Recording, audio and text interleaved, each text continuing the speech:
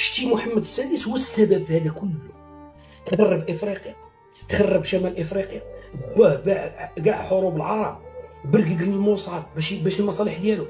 اخمج فيروس سرطان سلطوا علينا الله هو الملكيه المغربيه، السلطانه المغربيه الفرنسيه، الصهيونيه اليهوديه، سميوها كيف ما بغيتي. ورب العزه والذي بيده نفسي وانفسكم، لو تسقط الملكيه الارهابيه الخائنه الفاسده الصهيونيه لتنعيشوا كنا بخير. ماشي حنا غير حتى شمال افريقيا، راه السرطان الوحيد اللي ما عمر خلى الشمال الافريقيا تتحد، ما بغاهش اوروبا اسرائيل باش ما نقواوش مونيطه وحده تكون عندنا عمله وحده، هو المغرب الملكي ماشي في صالحها. السلام عليكم خوتي الجزائريين والجزائريات من داخل الوطن ومن خارج الوطن. المروكي شفت هذا الفيديو؟ يا المروكي المدلول، السيد حيبكي.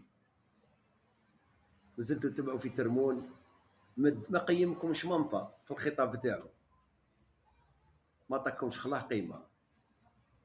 مازلتوا تعيشوا، مازلتوا زلايجيه، ومازلتوا وقتها ديروا القلب. علينا نهضروا معاكم احنا جزائريين، بصح ما حبيتوش تفهموا. اللي متربي في الدل يقعد في الدل، والله يسلط عليكم الدل اكثر من اللي مسلط عليكم. سلام.